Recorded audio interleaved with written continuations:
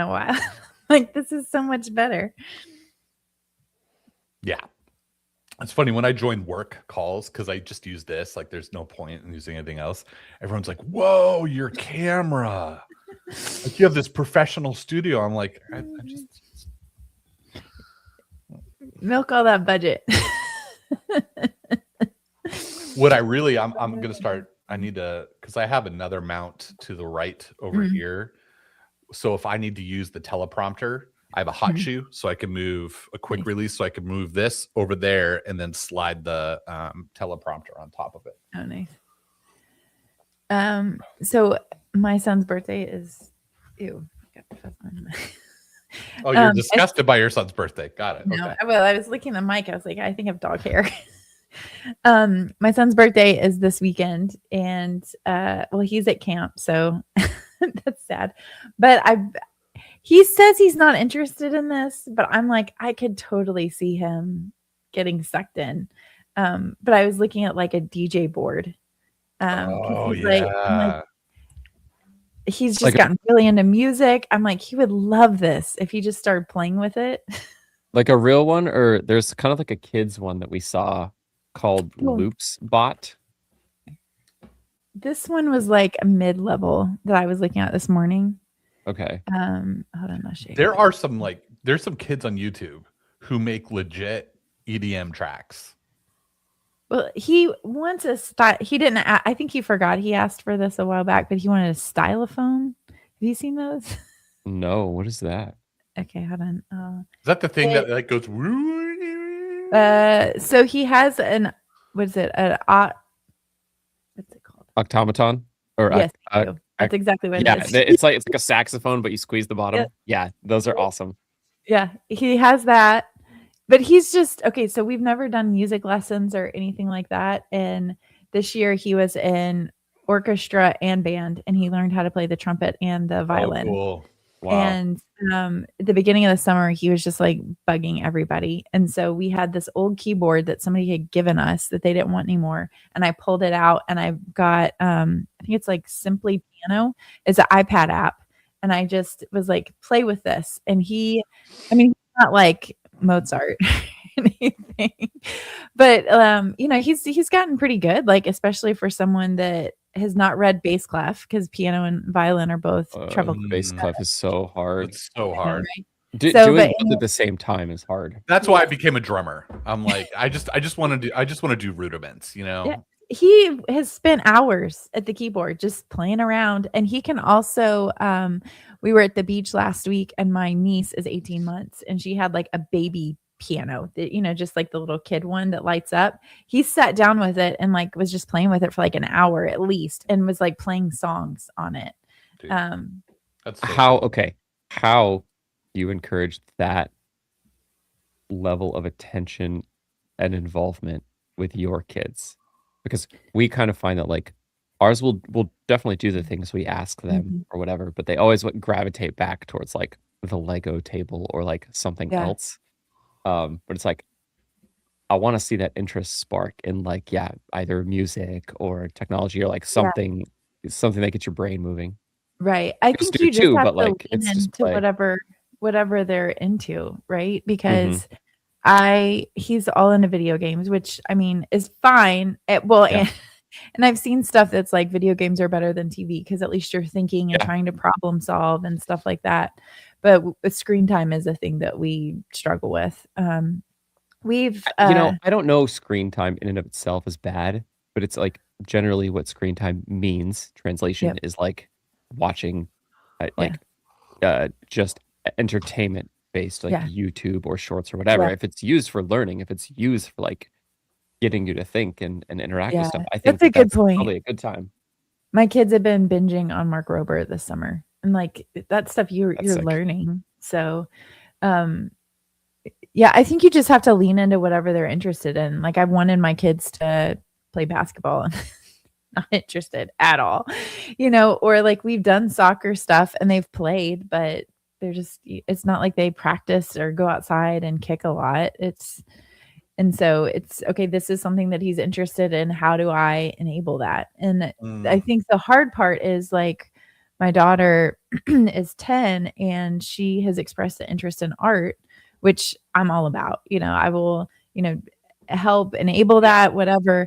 But like, she's in her room right now cleaning because her room is a disaster because she's been crafting. And it's like trying to find the balance there between like, we want to encourage you, but you can't make a mess. And sometimes I feel like a bad parent when I'm like, no, you can't craft right now because I don't want to deal with the mess. So like there's a balance there. Right? There's definitely a balance. Okay, so I'll share a link for this really quick and then we'll actually hit record. I also feel like some of this water cooler talk is valuable just because I enjoy listening to how it's so fun parents deal with this. Okay, so this is a stylophone. It's like a little keyboard, but it has a stylus. And it's funny if you watch videos on Amazon, like to sell it. There's like people playing the Avengers soundtrack.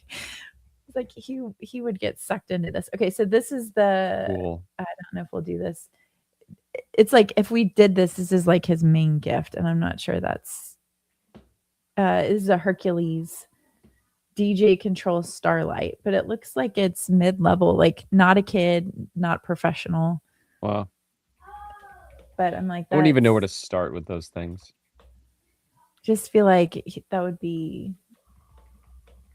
I think it'd be fun to play with. Maybe that's the problem. There's a bunch of like little Ollie, now I can't remember the names. Like music maker loop machines that you can have. A Scylla something, I don't know. But they're like pocket size, like Game Boy size, but you can like build beats, sequences, layer on top of each other, and then like compose fly. I would love something like that. So have you seen there's a I'm gonna share it. I found it on YouTube. Chaosilator. That's what it's called. Share the link. I want to see it. I found it. Teenage Engineering makes one. That's cool. Anything from Teenage Engineering is cool. I may have seen this when I was looking. Okay, so Charlie Puth was on the Tonight Show with Jimmy Fallon, and he just like laid down a song in 2 minutes. Like, what in the world? But it's like exactly what you're talking about. He just had this thing and was like, hey, here's I think he had a spoon in the screen. In the thumbnail, he has a spoon. He just like made a sound with a spoon and was like, let me just like tweak it. We'll change the pitch. We'll, extend it, slow it down, speed it up. And it was just like, what in the world? My brain doesn't think like that. And I think that's, part of it is you're always amazed by things you can't do. You have no idea. My brain just don't work that way. That is true. I've got one more thing to talk about in water cooler talk that has been expanding my brain. I've been fixing small engines for the past I saw that on Instagram. Like you're like, crap. So my weed eater and my blower both died around the same time with the same symptoms. And so I had the entire blower taken apart. And it was just like the engine block and the fuel tank and like hooked up with some wires. Thank God for ChatGPT, which guided me through like pretty much all of it. But like I learned about the entire what it takes to create a spark and ignite an engine situation. And you have to trace it through, like you need spark, compression, and air. And so like you troubleshoot each one of those three things to figure out where the problem is. And it turns out that it was the ignition coil, it's called, where like it's like this magnetized thing where when you pull on the pull string, this magnet goes around and causes like, I guess, heat, which gets sent to the spark plug, which creates a spark, which ignites the gas, which starts the engine. And so it's this whole chain of events. And I had to figure out where the problem was. Got the blower fixed. And now I'm doing the exact same thing to the weed eater, but like it's really hard to find the right part and stuff. So I'm just kind of playing whack-a-mole with Amazon parts because AI is not great at like telling you exactly which one you need. So you bought a 3D printer. No, that is not the conclusion of this story. What does Gabby think when she goes out to the garage and you're just like, there's parts everywhere? Like I walked in all mad the other day because I'm like, stupid part didn't work. Like I put it on and then it's backwards and now the kill switch isn't working and like there's so many ups and downs, but like the alternative is to spend like $600 on a whole Yeah. new setup, and I Yeah. like being able to fix these things for like $15. It just, Yeah. the first time is hard, and then you figure it out for all the Yeah. rest of That's the the times. fun And I part take, about it's a fun part about being tech tinkerers. You're like, Yeah. let me try and Yeah. fix it myself. What's the worst thing that can happen? It doesn't work anyway. So Yeah. then you go and buy a new one.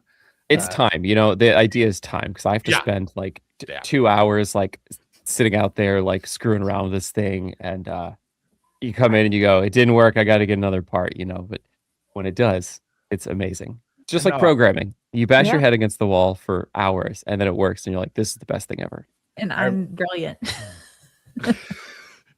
I'm a genius. Nobody's ever done this before me. I know. Yes, I'm a genius. Yeah. Oh man, I have so many. I wish we'd like maybe we just put the front on later and include this in the recording, because I was Yeah. gonna say I feel like that's part of my problem right now with like AI in general is I don't get that endorphin hit when I solve something, because I didn't solve it. I just Whoa. asked the AI to do it for me. Okay, maybe we should start the episode and start here, because this is a really interesting, like, AI vibe check Yeah. kind of thing. Because Yeah. I have things to say about Then this I'll where stick I the, feel I'll the stick the opposite. intro in at the end. Okay. Okay. Yeah. So you feel the opposite. Like, I oh feel man, the I'm so opposite. productive. I got everything done today. Because Uh, I did that too. I changed what the outcome is. I don't measure on like solving these little programming problems. Like syntax is gone. I don't care. I've kind of almost officially detracted myself from the writing of the code. I look at it and I'm like, yeah, this seems pretty good. It works. And we can refactor later. Yeah. So Well, and we have enough checks at Cloudflare with our automated systems with their CI/CD process and AI reviews that it catches stuff. It's yeah, I like still so write good. tests. Like, even though I Yeah. don't look at the code, I still write tests and I ensure that it works. But I changed like what counts as success. It's Mm. not like test passing. It's like, is this product working as I want it to? And so now I can build little things faster. And Yeah. my like endorphin hit is like, it works. I have a little product or a mini site or something, and it's not like I solved this syntax problem or this programming problem or this technical Yeah. problem. It was just like I built the thing that I wanted to build.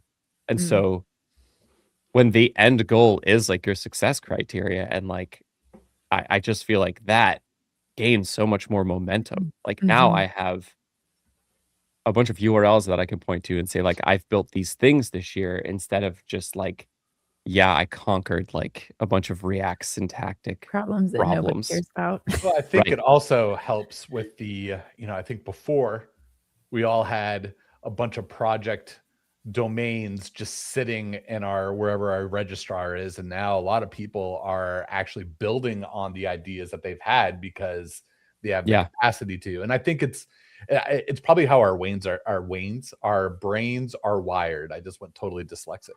But like, I get it from Amy's standpoint. Like, there was before AI, when I figured out when I first figured out how to write a context provider for React, I was like, this is so cool. Like, I could share state across multiple ways without having to, just drill it down. And I was like, this is so neat. Yeah, I figured something out. Now, if I were learning today, I would probably still want to do it that way, but just the quick trigger of like, you know what, AI, you go create it for me. I'll read through it and maybe do a learning skill where teach me what you did so I understand it. But the joy of the 10 hours of bashing your head against a wall trying to figure this out, You don't miss that? I don't know. I don't think I miss it, but I think there's times. I was thinking about this recently too with, my personal site. Like, I've done so many changes to it. I'm like, do I even know? Like, I can read through the code and know it, but I don't know where to go troubleshoot certain things anymore. Mm-hmm. Yep. I think I will still do my personal site by hand, because it's a playground to experiment with new frameworks and new techniques. And so you still need like a way to understand programming concepts. So you ought to have like one project for that, or you spin up a demo or something to work through these things. But I will say, it's making me feel like new frameworks are kind of pointless. Yep. Like, I hate to say it.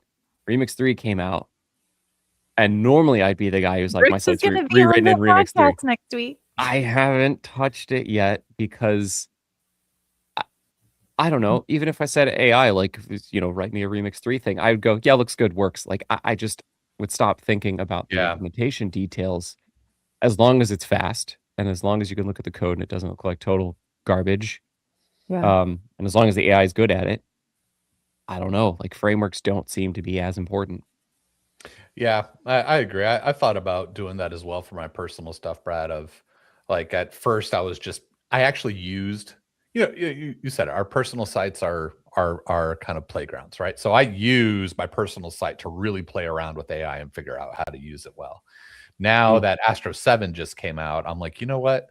I think I'm going to not redo my site, but kind of make some changes and start a fresh repo with Astro 7 and take some time and just go through it methodically and go, I'll still use AI, but I'm going to use AI not to write the code, be like, hey, here's the design system that I want, and then have it come up with that. And then I can continue to, do some things. But anyway, the output doesn't have to be, build me a whole project. Correct. The output you could be like, write this function, write this component, Correct. And I will choose how to hook it together, or you can use it in so many different ways instead of just build it for me. Exactly.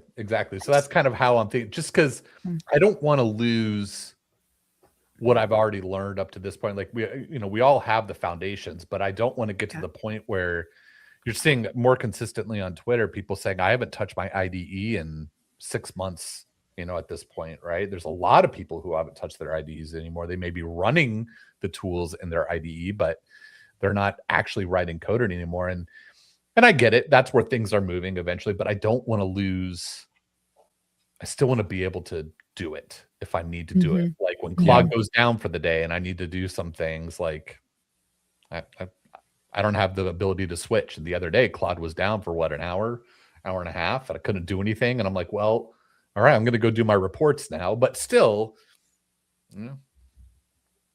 I wonder what interviews are going to look like. I've heard that they're changing, but obviously I haven't experienced any interviews recently. I guess what I've heard. Yeah? What have you heard? That people have said, like, build a feature. Show me. Like, just do it. Build and it's literally any tool you want. Well, it's like, when you're bringing in your product knowledge, like, do I understand how products work? Do I understand what features are important? How would I design that? And how would I build it all with an AI? So it's not so much like, hey, do this thing, but just like think through the whole spectrum of work in order to add a feature.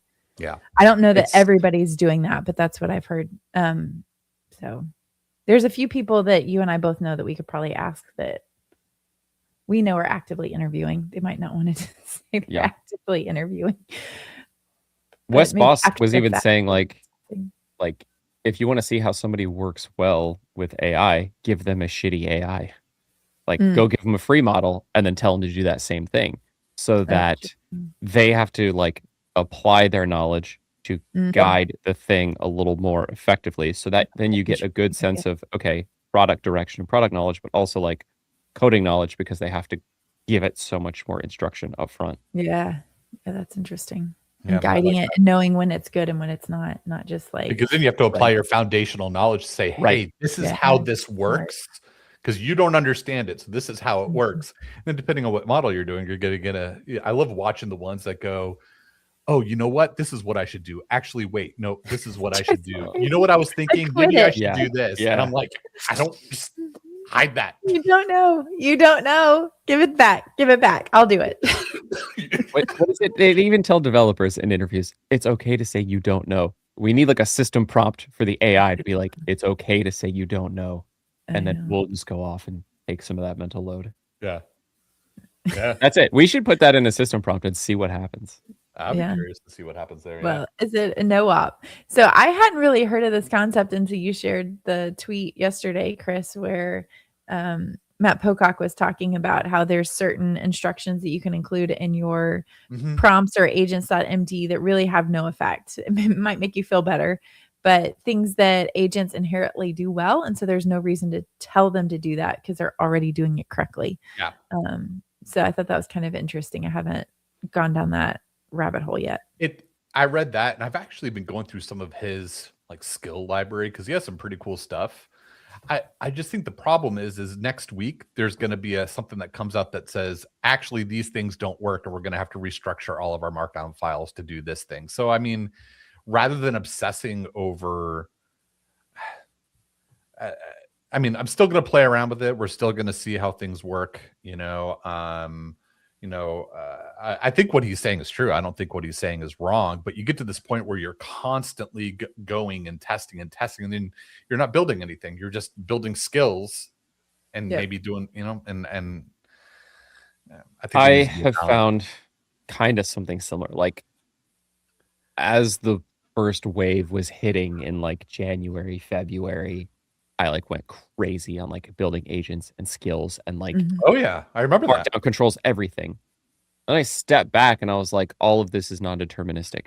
Like build code to do this and then put the LLM only where you need it. And I realized that like skills don't have dependencies, even though they do depend on one another. They don't do a great job of like enforcing workflows and all sorts of stuff like that. So I think that at the end of the day, skills will become a more limited use case. Yeah. Stuff like flu combined with like, now I see like an X state style thing where you're walking through like a state diagram of like, I want to build an AI workflow that goes from this state to this state to this state. And maybe flu is like helping you build those interactions along with like a state machine library. That could be kind of good. This is bringing me to like another point I have that I have in the notes where it's like, I think AI workflows, automated AI workflows are going to be like more important than are just like general everyday, I'm just going to blab in an LLM and like get responses back. That's limiting. That's single track. We need to like expand, like when we get a new Sentry issue, automatically triage it, come up with a plan, then create an MR. And this could be a fully orchestrated like workflow defined. And at the end, you wake up and you go, oh, I've got a PR to review for this particular error. And it would have been so much slower to like go back and forth with an agent to do that. Instead, this just happens in the background, and these flows are fully defined, and the LLM bits are just like the try to figure out how to write the code to do this, or try to triage this. Do you think that, and I feel like this kind of flows really nicely into not just what you said, Brad, but also the tools that harness all of these, and I'm starting to see a ton of conversation around harnesses are the next thing that are going to change how we work with them, right? So we're seeing a lot of people tied into specific, like if you use Claude Code, you're all in on their max plan. You're tied in there, right? Now, unless you're using some sort of AI gateway, and you're using something like open code, you can quickly switch between models. You're paying for it that way, but I mean, things like open code harness, though, right? So you have the open code harness, right? But then you have things like Pi, where it comes bare.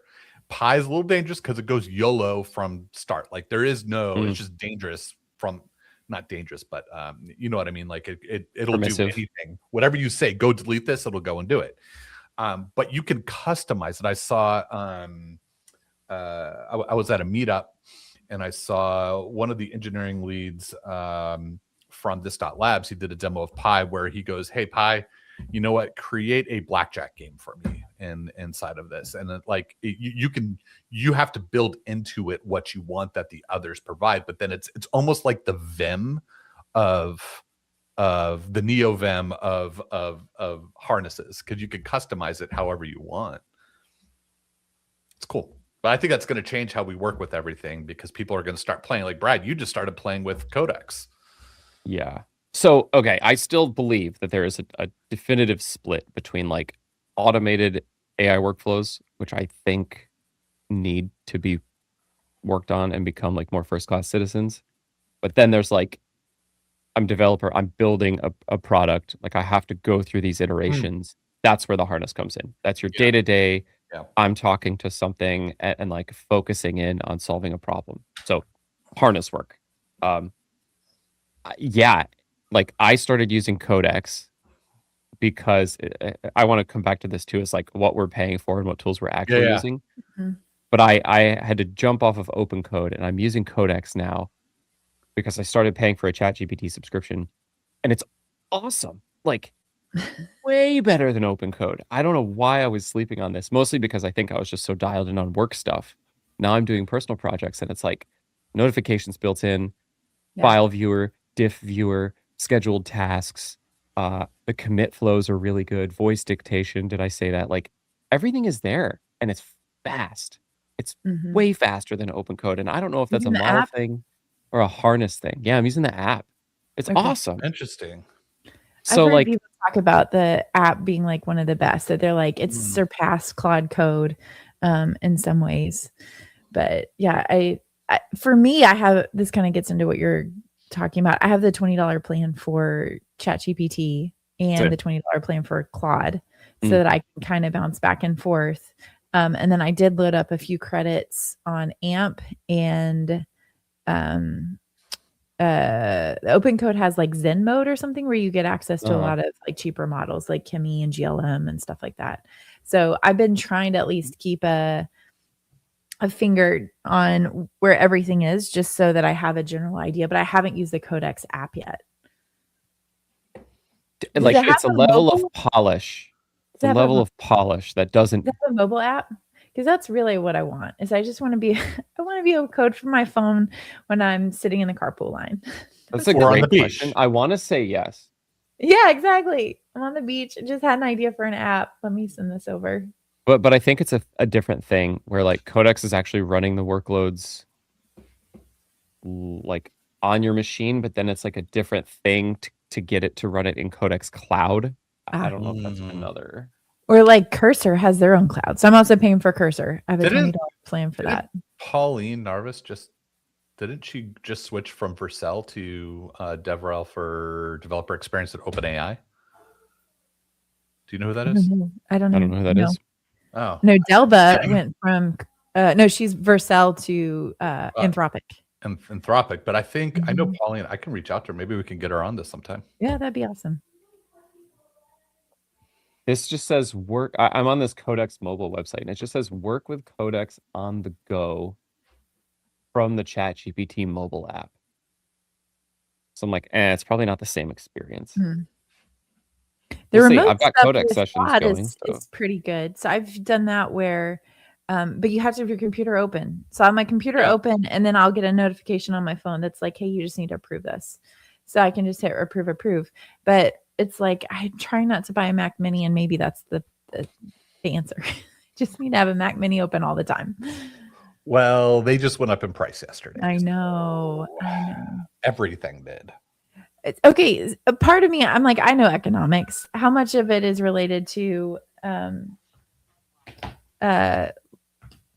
much of this is that related to demand? How much of that is related to supply with everything else that's going on? I think it's related to the both, but specifically like the memory and storage. So memory, but I mean they raised on everything. Apple TV, if you want an Ethernet cable on your Apple TV, $250. Supply or inflation? It's both, but here's the thing: it hasn't been updated in over a decade. Yeah, that's fair. Do you have an Apple TV? It's lovely. I do. I love my Apple TV. Same. And I know this is totally random and off topic, but I feel like I hit a major milestone in my marriage recently. When I married my wife 4.5 years ago, she had Android. Last Saturday, we switched to iPhone. Oh, buddy. But I didn't force her. I let her do it on her own time. I maybe put a bug in her ear every now and then, but I told her, if you want to go, because we're going on vacation next week. No, we're talking about that later too. But like her phone was dying. So I'm like, hey, go get a new phone, get an Android or this. And she's like, no, I'm just going to rip the Band-Aid off and get, it's been a lot of fun. Also, the experience. When we got married, it was 1 month from an Android to an iPhone. And then it was 6 months to Apple There you go. For you or for your husband? For my husband. Oh yeah, I was already all in on Apple. Yeah. And so it was not a hard sell. It was more of like and some of it's timing, right? So he needed a new phone like a month after we got married. I was like, get an iPhone. He did. And then I got him a new laptop for his birthday. Nice. Yeah, we've been all in Apple ecosystem ever since.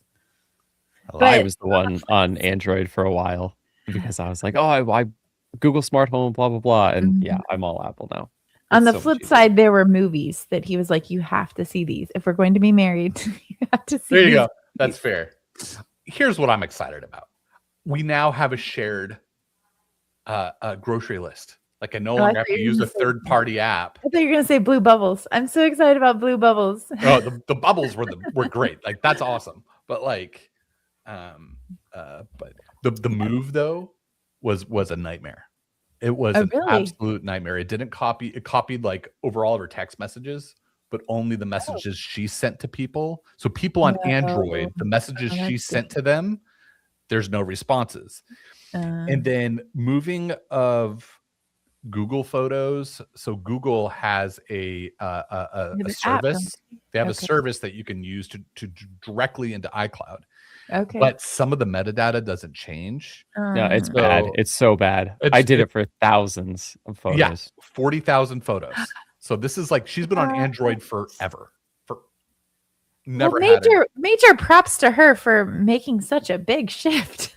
Yes. So there are days where I hear downstairs and she's like, this stupid phone doesn't do what I want it. But then yesterday, something I didn't even realize. Android, when you're in a text message and you want to scroll up and look at a picture and talk to someone about it, you have to scroll up and then scroll back down to continue typing. In iOS, you could scroll up, look at the image, and continue to type without having to be at the end of the thread. That's the one positive we found in the last week. One positive. Anyway, what were we talking about? Sorry. Man. Okay. So, Brad, you're all in on ChatGPT Codex. Yes, we're talking about closed ecosystems is what it is. For personal stuff, yeah. Well, here's why. Because one subscription gets us, well, you need another seat because it's individual, but one subscription gets you ChatGPT, which is like the new Google, just ask it anything and it helps you solve problems. And a coding platform, which resets at, I would say, my perfect interval. I'm stretching the $20 a month plan. Like if I sit down and code for a night, I'll probably burn through exactly that amount of usage, that 5-hour window. And by the time you wake up? By the time you wake up, it's good. And then like, I'll only do that a couple times a week, 3, maybe 4 max. And so it's perfect. Like I don't have to jump to that $100 a month plan. $20 a month seems good for me. I just want like a family plan. Just give Gabby access to ChatGPT too. Like, come on, you got one technical person, one non-technical person. It'd be great. Yeah. And make it easy to switch between them. Like if I'm at work, I would like to switch between my personal your profiles and different profiles would be great. I know, but that's hard though because because Cloud Code is tied to the login. I don't know. So okay, I want to do a round robin and see. Yeah. What are all of us? I'm going to be spinning. First, we'll do what are we using at work, and then what are we doing personally? I want to hear both sides of the story. So I'll go first. We have a dashboard that shows us which so we are using open code at work. We have a dashboard that shows which models we use the most. I knew this was going to happen. I am all in on 4.6 Sonnet, which I've just been encouraged though just to bump it up because it's like go to 4.8. It's so good. Why not? Why not? 4.8 is wonderful. I think I was trying to do it more from like a budgetary standpoint. And I'm like, I'm telling you what to do. But anyways, I'm good. So far, Sonnet's been great, but I know there's been harder tasks. Sometimes with a harder task, I might reach for Opus 4.8 or Codex just because I think it's cheaper. But again, just trying to be mindful of budget. From a personal standpoint, so I'm paying $20 for Anthropic, $20 for let's see, Claude, OpenAI, $20 on a Cursor plan. And then I have like API costs for a few other models just so I can play around with them. For the most part, I'm leaning into Claude Code. I like Claude. And so I recognize that some of that might just be branding. I just like their brand better than OpenAI, but I've heard so many people gush about Codex that I need to give it a good-hearted try. But yeah, that's the plan. I will still work in my IDE sometimes. I'm not sure if that's just because I'm doing front end stuff and trying to get like communicate sometimes, be like, no, just shift it over like 2 pixels. I'm like, I can do this faster. Or sometimes I feel like I get better usage or a result if I can direct it. Like, here's the component, go ahead and stick it in this file. I've already created the file for you. This is exactly where I want it to go. So sometimes I give it just a little bit more direction. And so that's helpful to have the IDE to be able to find exactly what I want. But yeah, that's the gist of it. Yeah, for me, we have an enterprise license for Anthropic. I do have a company license. I think it's enterprise license for ChatGPT as well. So I just started to play with a little bit more Codex at work just to play around with the two. I use Opus 4.8 for planning and research. Is what I use it for. And then I use sub agents that go and perform the task. That's usually a Sonnet agent. We have a pretty generous limit, usage limit here at Commerce. So I still try to like maximize as much as I can to get out of it. And I'm close to dialing it in to where at the end of the month I hit my max and then it resets at the first of every month. So that's what I'm trying to do. That's what I do. And then I'm using Claude desktop for a lot of live artifacts. I don't know if you've played around with live artifacts in Claude yet, but it's super, super, super cool. So a live artifact, it takes all your connectors and it can build a dynamic dashboard based on your connectors. And then you can share that with people. So for example, I have a skill that goes in and it pulls all of the status of linear tickets on our documentation sites, specifically feedback that I'm taking in from all of our sites. So people submit a feedback on our documentation. I turn those into linear tickets. We process them. So I have statistics on how much feedback are we getting on our sites. And I wanted to provide that to my manager. So there's some things that are still manual about it, but you know, it's nice. It's a really cool thing. I highly encourage you to play with it because it's a neat little, like, you just tell it it's an HTML and JavaScript that it's building for you behind the scenes. You can build tabs. It's a full up web page. You can open it up in your browser if you want to. I mean, and you don't really need to put hosting anywhere for it. So if you're again, it's a lock-in ecosystem thing. So I've been playing around a ton with that. Personally, I haven't really had a lot of time lately to do personal projects, but I've been watching what Brad's been doing and what you've been doing, Amy, and a few others. And I think for personal, I'm going to go a little bit more in on I want to use Codex more, I think, for my personal stuff, because my wife and I share my Claude account, so she uses it just for searching and stuff like that. But again, you know, we hit that. I'm trying to teach her, like, okay, if you're just searching for stuff, maybe use Sonnet, don't use Opus or anything like that. Let's keep it a little bit, you know, it gets that way when you're trying to like for personal use and you want to try to like minimize token usage. All of a sudden you care about what models. Yes. Yeah. At work, I'm open code with Opus 4.8 all day, every day. I get the alert emails all the time about the money I'm spending. Brad's out there centering divs with Opus 4.8. Yeah, bro. I do everything with it. I mean, what I don't know. If you're gonna give me like this giant machine gun to solve all my problems, I'm going to use it. You know, and so if it comes down to like committing or starting dev servers or killing node processes, doesn't matter. Like, just AI does it all for me. Node process. I don't care. 3001. What's on 3000? Kill it. I don't know. Yeah. So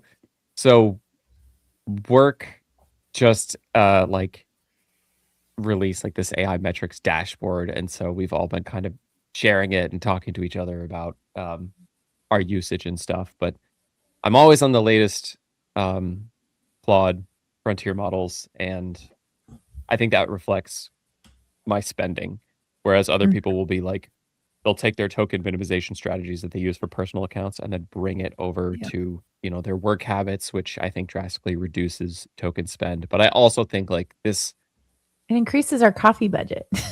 this is an institutional thing. Like eventually, just like compute was like expensive back in the day, like it will become cheaper. And so this is just a temporary thing. And I'm kind of just going to trudge forward and hope that the powers that be, solve these problems. Yeah.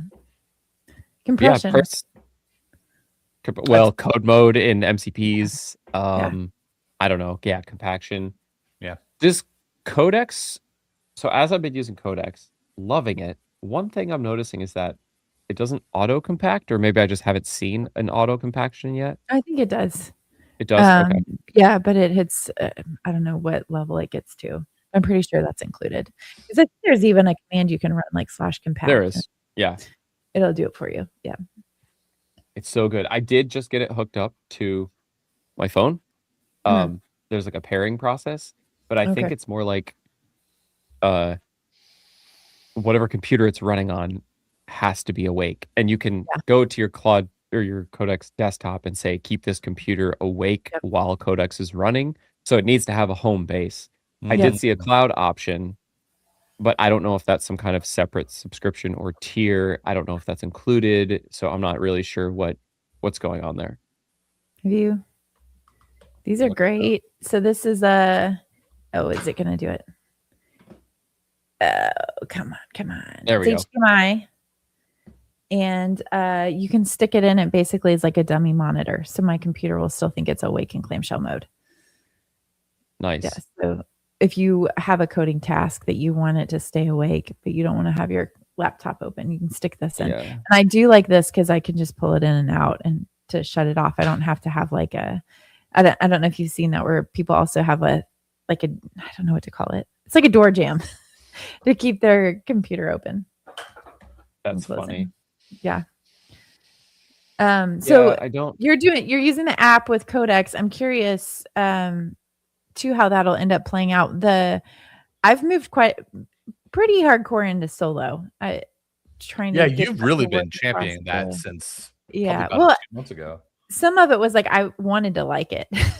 That's like another subscription though, right? Like if you want more than 4, if you want more than 4 projects, it is, and more than so many processes. I went ahead and just paid $100 for the year.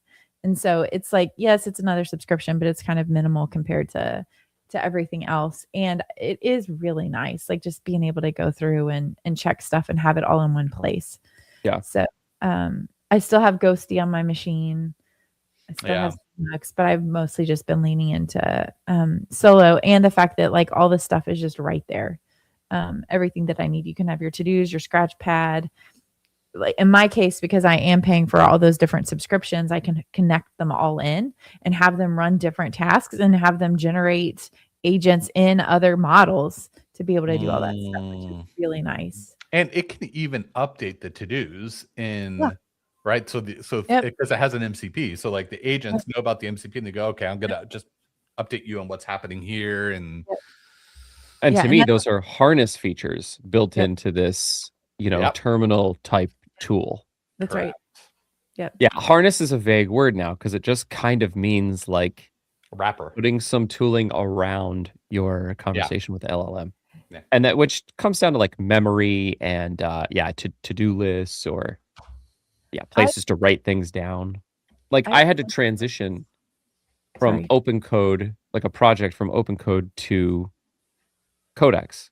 Mm-hmm. And there's no like appropriate way to do this. So I just told OpenCode spit everything out to a markdown file of like what we're currently working on, what our status was, blah, blah, blah. And then I just had Codex just ingest it all and like pick up right where it left off, and it did just fine. Yeah.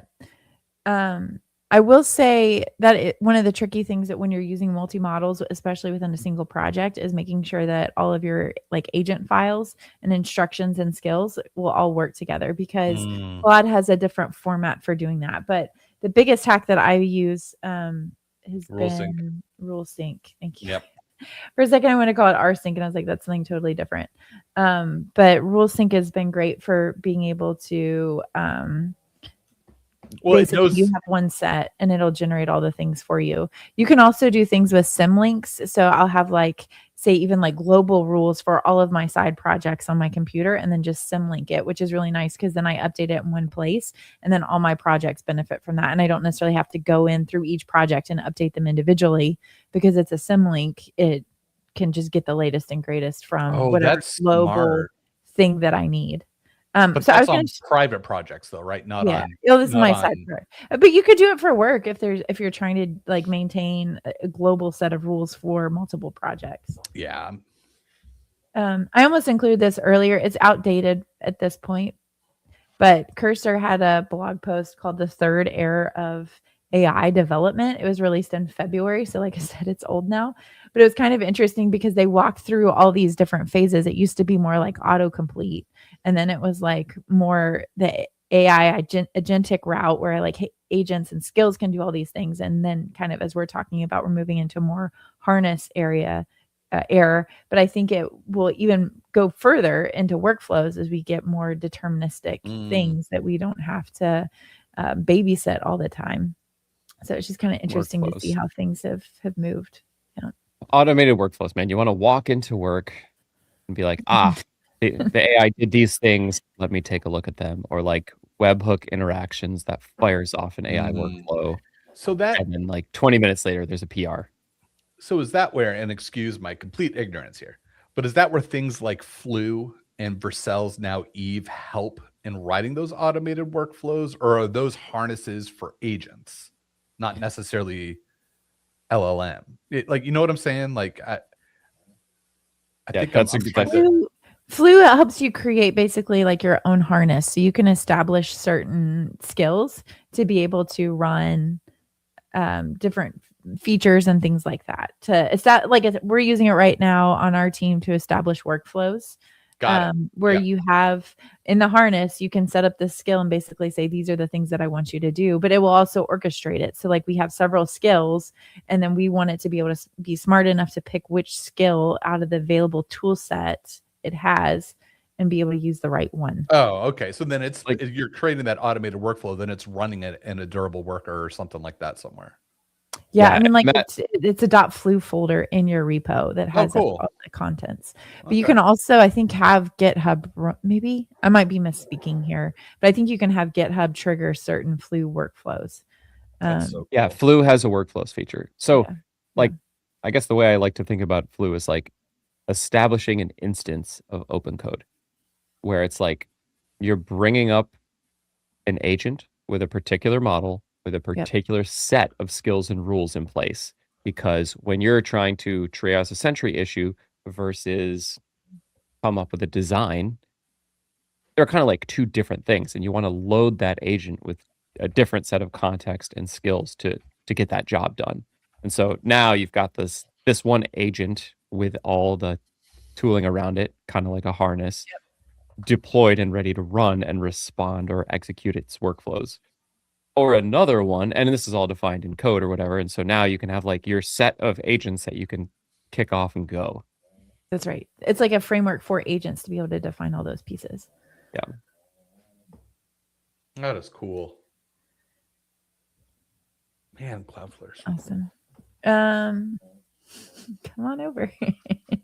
Come on over. Let's see.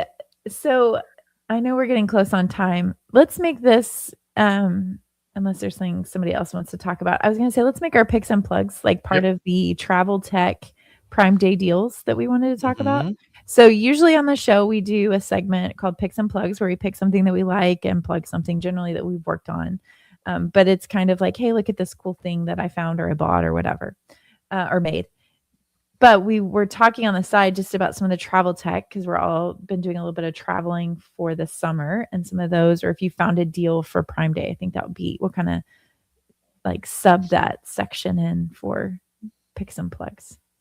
So I can kick us off. In terms of travel tech, I recently just backed the Peak Design travel pack. They just released a couple new backpacks that were pretty cool. One of them let's see if I think that's on their main website because they have fulfilled their campaign and now offered them out to the public. But one of their travel packs, I did not get this one, was pretty cool. It's basically like you have a backpack where you can pack all of your personal stuff. And then there's like another backpack that's like zippered onto it where you could pack all of your tech gear. So you can travel with basically one backpack. And then when you get to where you're going, you can unzip your work backpack and use that as a day pack and then leave all your other stuff at the hotel room. So you kind of lighten the load. You still have you can travel with one backpack, but you still have like a bag for your essentials and then another bag for all your day stuff. So I didn't get that, but I thought that was pretty interesting. I think that's why I like Peak Design is they've kind of pushed, I think, bags and how stuff is organized in a way that other companies haven't. I got their other backpack and hold on, I'll lift it. I did quality black, but I've been a huge fan of their everyday pack. But there's been a few things about it that have annoyed me. So like with the everyday pack, when you put it on your luggage, it has to sit horizontally. So whenever I open it and it's on my luggage, I feel like everything's going to fall out. The other thing with the travel pack is the way that the front is. It's not great if you have like papers and things that actually are longer or more rectangular. It's more of like a camera bag where you can just have that protection. So this one I think solves those problems. And I traveled with it when we went to the beach a few weeks ago and it was like, yes, this is perfect. This is my ideal. So it has the luggage pass so it can just sit on your nice backpack. And then this is mostly, it has an expansion so you can make it wider. But let me open this up. This is more of just like one giant pocket. So I can do with it whatever I want. Got it. There's enough room in the back for my laptop and my iPad. And then I did get their extra, I think it packing cubes. I got their extra small camera cube. So I can still bring my camera and then not slide around. Yeah. I was holding my bag up upside down and it was there. So it does everything I wanted to do. The space was perfect. So highly recommend really anything from Peak. Their stuff is just so great. Yeah, their stuff is awesome. I will, for my pick, I have the Anchor laptop power bank. It's 165 That's smaller watt. than I thought it would be. So it's smaller, but here's the cool part. The handle is a USB-C charging cable. And then it has a retractable cable. Oh, nice. All right. So you could do that. And then it has, it charges via USB-C, but it also can charge out USB-C, and it has one USB-A port. So with my wife and I getting ready to head out to California next week on vacation for her phone and my phone, I thought this is overkill, but it's also great for when I travel for work. So I got it for all things. Because it'll charge your laptop, right? Oh, hands down, it'll charge your laptop a couple times. Yeah. And then do you pass through? So you can recharge it while... It does pass through as well. Yep. It. That's awesome. Yep. So I put the link to it in our Discord. Oh, lovely. I'll share it out. But yeah, really cool. Has a nice little display screen. It was on sale significantly. So I was like, all right, I'm going to get this during Prime Day. Well, it's been in my, I have all these tech lists in my Amazon that I wait for these deals. But anyway, highly recommend. I don't know. Let's see. I don't have anything like super groundbreaking here. I got a set of chargers just for the house, not really for travel, because the kids need to plug in like 1,000 little devices. So I got just some 2 packs of like 50-watt chargers. I think I will pick though these Yanks hat that I got from New York City. Yeah. From the trip. Got them up there. I feel like I can never find hats that fit me because I have a youth-sized head. And so in New York, it was the best place to find these. I came home with 2 of them. That's so funny. I love it. If it makes you feel better, I never would have thought that about you, Brad. Very small head. Yes. Never would have thought. Very small head. My son has a very large head. He was wearing an adult-sized hat when he was 2. Oh my God. Yeah, I feel like it's a blessing and a curse because I love hats and I would have 10,000 of them, but I can only find very few that fit me. So it's probably a good thing. And I will say, I'll just pick the Switch 2 again. I did all the airplane flights with this thing. It was awesome. The battery life is great. Like game selection is great. I'm still just all in on it. But GTA pre-orders just came out, so in November, that's the only thing I'll be doing. Did you ever play was it Deltarune or whatever? I never played Deltarune, no. Okay, so my son's all in on that, and they released the latest chapter yesterday or 2 days ago. So he's already. You have to look that one up. There's Look, so it's indie the game. second part. Yeah, it's a second part of an indie game. The other one is Undertale? From the Undertale. same devs? My daughter yelled from the other room. Yeah. Undertale is the first one. Yeah. Deltarune, R-U-N-E? Mhm. Yeah. I'll find it. Oh, interesting. I have no idea the story. Just there's Wow. so they released the latest chapter. There's stuff like that just in seeing them play it on screen where it's like all this pixelated stuff. It totally gives me Zelda vibes from my Game Boy days that I'm like, I would want to make a game. Like talk about AI. I want to make a game that Totally does all make a game now. Yeah. Yeah. I don't have to know the tech. I can just help me design all the levels, do these smart things. Yeah. That'd be fun. All right. Are there any other Plugs? Prime Day deals? Yeah, plugs. I don't really have a plug. I don't. All the games I want to get, nothing goes on sale because they're all like the latest games. I don't like look backwards. I say if I missed one, I'm probably not going to pick it up. There's plenty that are still coming out that I can hop on. So Prime Day didn't do much for me this year. Have you done I think it's called Deku deals? It's it lets you like flag certain games that you're interested in, but also tell you what's on sale at different times. Set up different alerts. So I think I mentioned that a couple years ago. We lost our Switch in like 6 or 7 games. And so I went into DQ and I just like listed all of them to know when they're on sale. So we haven't like replaced all of them just because the kids are like, nah, we beat it. We don't need it. Yeah, and these are always like older type games, you know, like stuff that when you get things that when they first come out, you're like, I already have that. Yeah. Yeah, if you can wait on stuff, you can get it for way cheaper. Are you in on the latest? I say the latest Zelda. I still think it was released in like maybe November. Like a Zelda. It's not like a puzzle Zelda. I did. Yeah, I've done all the Zeldas. There's an Ocarina of Time remake coming out, which I've never played. I never had an N64 as a kid. So I'm really interested to play that one. Well, you could do this. You could still play the old version on your Switch. So you haven't done the retro stuff. We have the retro pack. Oh, yeah. Good point. I could play the original. No, the remake is coming out though. It's supposed to be all redone. It looks really good. Yeah. But we have the retro pack or whatever where you can play all these old games that like me and Henry played as kids. It's fun. All right. Oh, yeah. I'm just gonna gloss over. I got one. I've been working on a little side project. We took a trip to New York City and I'm trying to like document it. So I'm trying to make an interactive map that kind of looks like the MTA subway maps. Kind of like just the same vibe.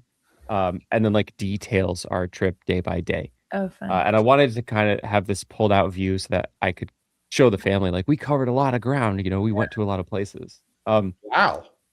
It's pretty cool. Yeah, that is neat. Right now I'm working on just like there's a lot of overlap in the dots. I'm trying to and I'm gonna like make the lines not like intersect so much and like enforce some visual language. Because this is essentially the map I'm trying to mimic. That's so cool. This MTA map.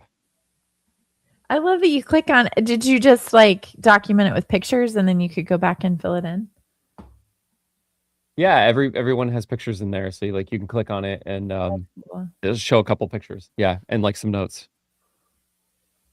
That is so cool. Like Times Square. Yeah. Wow. Yeah. How did you get that? So you uploaded the pictures to the app and then it. Yep, pictures are hosted in Cloudflare images, and they're just getting pulled down. Cloudflare has an image hosting with the. Cloudflare has image hosting and transformation. Yeah, transformation. It's not as. I give up. It's not as good as Cloudinary. Cloudinary has like Cloudinary will do like the gravity towards people's faces and stuff. Cloudflare just does kind of Oh. basic cropping and can still transform it, but it doesn't have the smart transformations like I Cloudinary bet we does. could do something like that with AI. We could totally do it. Yeah. And Cloudinary had that long before AI. Yeah. Cloudinary, actually, I don't know if Cloudflare has this, but they have like you can generate images. So like I used it on the podcast site where it can take a wave and generate the visual of the waveform as an image. That's how I did my dynamic OG for my all my blogs and stuff like that. Yeah, and yeah, that's what I was gonna say. You can also create images on the fly with text or manipulate them. I don't know that ours is that advanced either. Well, we've got browser run. You could render something in HTML and snap a screenshot. Yeah, I feel like that's almost a more flexible and responsive way to build these things. The Cloudinary API was. It's kind of jacked. I use their SDK. The only reason why I use it, but I want to build my own dynamic OG creator for Astro and make it like a little package. I don't know if that'd be worth it or not. I don't know. We'll see. Maybe for fun. AI, get your. You can get your new codex. Here we go. We'll see what GPT. We'll see what. Awesome. Well, thanks everybody for hanging out in the chat, tuning in live. It's been fun. We haven't done this in a while. Next week we do have Brooks Librand. Sorry, you'll miss that, Chris. That's all right. So talking about Remix 3, which I'm excited to hear about. So that's on Tuesday. But in the meantime, we need to do we have to do the intro. Yeah. Okay, so for people that tuned in late, we just started talking and we're like, this is so good. We're just going to leave it and we'll do the intro at the end. So you're getting the intro at the end. So let me cue out the music. This happens every once in a while. Okay. There it is. Okay. What's up, everybody? Welcome to another episode of Compressed FM, a podcast all about web design and development with a little bit of zest. In today's episode, we're going to be talking about all the things we've been obsessing over lately, whether that's models, harnesses, or tech gear. Web development and design, who would have guessed? Well, we can do them both, even add a little zest. So turn up the volume, get ready for the best. Let's get it started in this episode of Compressed. Hello, my name is Amy Dutton. I am a senior design engineer at Cloudflare. Hey, y'all. My name is Brad Garapi. I'm a senior AI tooling developer at Cloudflare. Hey, everyone. My name is Chris Nowicki, and I'm a developer experience engineer at Commerce. No, we didn't even talk about that. Brad, your team changed. Yeah. After Cloudflare's round of layoffs, I took the opportunity to make a little internal jump to work with an old buddy of mine, James Delory, over on the go-to-market team, which is oddly named. We're just like kind of building cool AI stuff to support go-to-market. That's so fun. Love it. Okay, now that was it. Thanks for indulging us, but we will see you guys on Tuesday. See y'all. Bye. About to hit the wrong button.